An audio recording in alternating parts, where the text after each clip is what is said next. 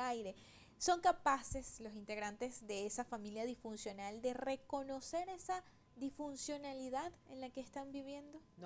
Tenemos dos panoramas. Uno, que nunca se enteren de que eso son, hay Para disfunción. ellos es normal. Para ellos es normal gritarse, no tolerarse, para ellos es normal. Pero también puede pasar que uno de los miembros, no le guste lo que está pasando en su hogar. Algo no está bien, no me gusta, y entonces él se vuelve desagradable para el resto del grupo porque, bueno, ¿qué le pasa a él si nosotros toda la vida como que nos gritamos, nos maltratamos y no pasa nada? Entonces puede ser que alguien del grupo se dé cuenta que es el que prende las alarmas y dice algo está pasando porque yo he visto en otras casas o he visto o vi un programa como este y algo está pasando que nosotros no y nos esperemos estamos... que hoy mucha gente vea el programa y entonces se dé cuenta si están lamentablemente en una situación como esta, ¿no? Claro, que lo ideal de la familia es que haya armonía, no es que no hayan conflictos, los conflictos son como dice, como el agua necesario, porque si no hay agua se seca y si hay mucha agua se inunda, pero el conflicto, la idea es que tú puedas tener conflicto y solucionarlo, pasar adelante a otra cosa, pero cuando las familias se mantienen en desagrado, en molestia, cuando no hay felicidad en la casa, entonces estamos hablando de familias disfuncionales y se necesita ayuda. ¿Y cómo es una familia funcional, doctora? Bueno, fíjate, primero tiene que tener una organización y respetarse. Esa organización que tiene que ver con los eslabones donde nos vamos a ubicar. Padres, reunión familiar, que es una reunión que tiene que ver cuando se habla de que no me siento feliz, de que no me siento bien. Vamos a reunirnos todo el grupo familiar y vamos a hablar de lo que nos está sucediendo, de lo que estamos sintiendo. Entonces lo consideramos como en un segundo lugar porque va a ser muy importante esa horizontalidad para tú emitir tu malestar o tu bienestar, ¿vale? En el tercer lugar están los hijos y ahí es donde entramos en la cuestión de los roles. Nada tiene que ver con que naciste primero o naciste después.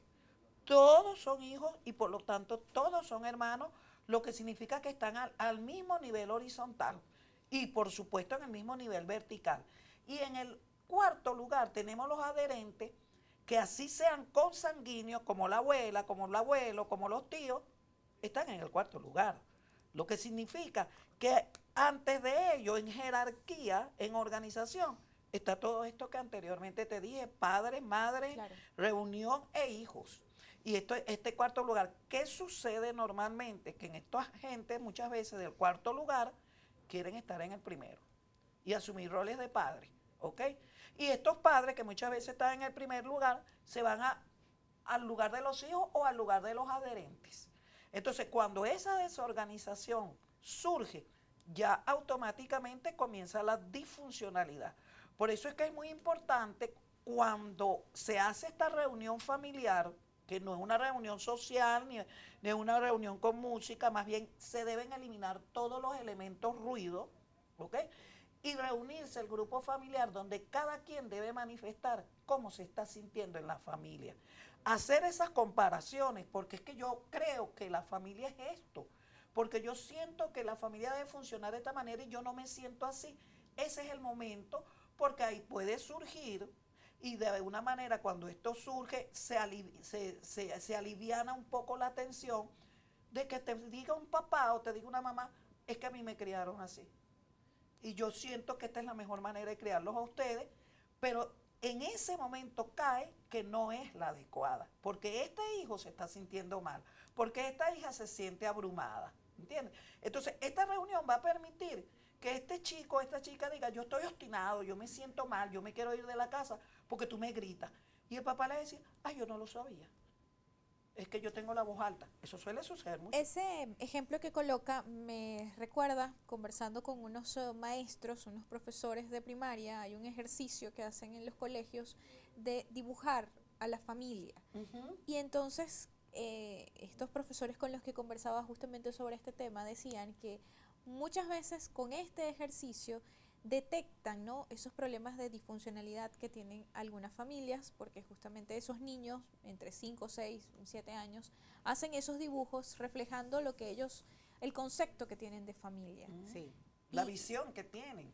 Es que, bueno, te voy a poner un ejemplo de que no tiene que ver necesariamente con familia, pero sí tiene que... Te pongo un ejemplo. Nosotros estábamos en una actividad en una escuela atendiendo un grupo de niños y había problemas con la docente que lo estaba manejando. Entonces, bueno, vamos a dibujar cómo es la docente, cómo nos llevamos. Y ese me impactó muchísimo porque la docente era una persona obesa y un niño dibujó un círculo y un poco de niñitos alrededor. Y cuando yo le pregunto, ¿qué es eso? Me dice los niños golpeando a la maestra. Entonces, fíjate tú, él estaba expresando, porque lo del el dibujo en los niños pequeños es su manera de expresar, porque los niños es importante esa actividad, sobre todo en los colegios que se hace, porque es una manera es como ellos ven el mundo, cómo están, porque no tienen la capacidad como podemos tener nosotros de explicar, me molesta, o como dice, lo que dice me grita, a lo mejor un niño representa al papá muy grande, y uno le dice, ¿por qué lo representas tan grande? Bueno, porque él siempre se me impone o porque él me grita mucho, pero no lo sabe expresar. Entonces, ciertamente, los dibujos en los niños pequeños es vital para no saber cómo está funcionando Claro. la dinámica familiar. Sí, y fíjate que nos hemos encontrado con niños que cuando hacen el dibujo, ¿verdad? Ponen a la mamá así en miniatura y ponen al papá un ser grandote y ponen a hermanos grandes y hermanos que casi ni se ven. Esa es la manera como ellos están visualizando su familia.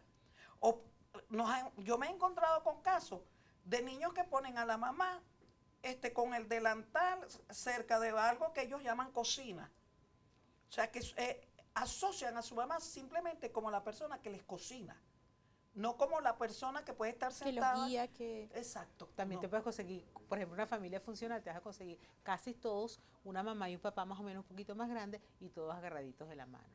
Entonces tú estás viendo ahí que las cosas están Que funcionando. están buenas, sí. Tú dices un papá, una mamá y estos agarraditos de la mano. Entonces tú dices, ahí están las cosas más o menos bien.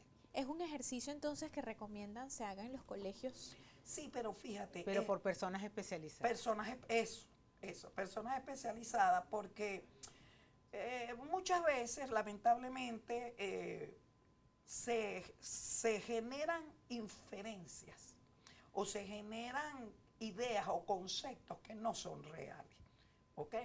Puede ser que esa sea la visión de un niño y no necesariamente porque ese sea el comportamiento del hogar, sino porque a lo mejor es lo que a él le han dicho que debería ser un hogar. O las circunstancias de ese momento. O las circunstancias de que él puede estar en ese momento pasando en su casa por algún Ok. disgusto, algún conflicto, o porque papá lo regañó, o porque papá lo castigó, y entonces te va a dibujar papá como lo peor. ¿Ok? Entonces, eso tiene que ser por personas especializadas que saben inclusive a qué momento nos estamos refiriendo y sabemos de alguna manera, ¿verdad?, que esa representación puede tener un componente hacia adentro, ¿verdad?, que es lo que vamos a detectar en el dibujo, ¿verdad?, y que no puede ser muchas veces manejado bien por un educador que no tiene por lo menos los conocimientos psicológicos de lo que significa un dibujo para determinar ciertas conductas o características psicológicas. ¿Cómo afectan las familias disfuncionales a la sociedad? ¿Qué consecuencias trae para la sociedad las familias disfuncionales? Muchísimas, ¿no? Una lista grande, Sí. pero vamos a nombrar por lo menos las principales. Sí, doctora. sí. Bueno, fíjate, la violencia, cuántas cosas no estamos viendo últimamente, unos grados de violencia superlativos. Delincuencia. Delincuencia, consumo de drogas, todo esto cuando nosotros hacemos una exploración, ¿verdad? Y muchas veces sin hacer exploración, simplemente vete a la familia, evalúa a la familia, conoce la familia, siéntate un rato. Antiguamente se usaba mucho que el educador o el psicólogo visitaba el hogar, ¿ok? Y era una de las maneras de darse cuenta de dónde venía esta conducta violenta del niño, esta conducta agresiva.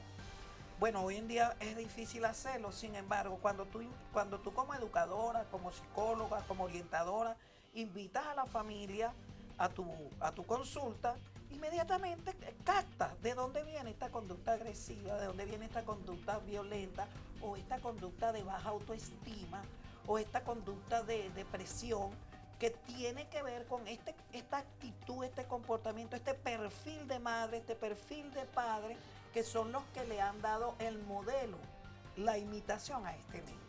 La violencia y la delincuencia como una consecuencia de esas familias disfuncionales y sobre